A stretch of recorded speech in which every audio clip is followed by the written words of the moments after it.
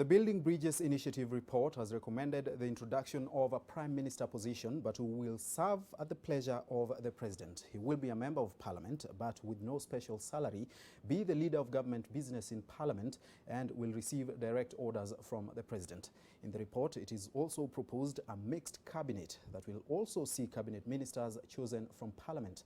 NTV's political affairs reporter Kennedy Mureithi dissects the report's recommendations on the new structure of government.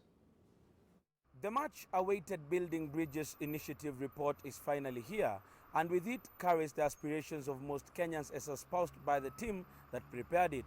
One of the most critical components is the coming back of the post of the Prime Minister. The position will, however, not be as independent as its proponents would have wanted, because the holder of the occupant of the office will be an appointee of the President, shall serve at the pleasure of the President, will rely on parliamentary approval, and will be a member of Parliament with no extra perks. On the flip side, the Prime Minister will assume the position of leader of government business in the National Assembly and will head cabinet ministers in and out of Parliament.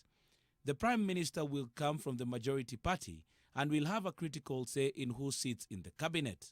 The BBI report proposes a mixed cabinet, one that will include MPs and technocrats that will become ex officio MPs. In the current setup within the Jubilee government, Interior CS Fred Matiang'i has assumed the position of Super CS, with President Uhuru Kenyatta putting him in charge of delivery, with powers to call a cabinet meeting every Tuesday.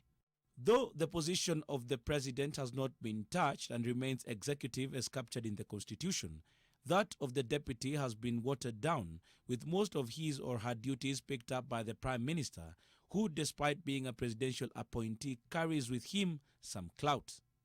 The Deputy President position will still be filled at the ballot alongside that of the President, as they will be elected as a pair.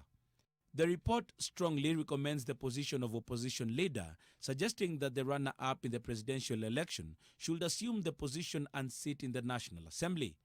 His or her office will be empowered, and the Prime Minister will be facilitated to have a shadow cabinet.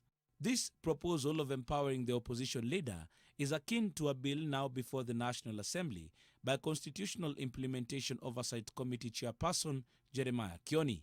Those people who run and head parties, if they are the leaders of those parties, and then you keep them away from where decisions are made, we can only be worse off as a country.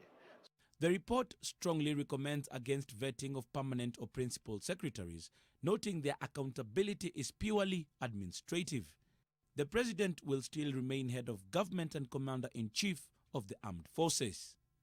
Kennedy Mureithi, NTV.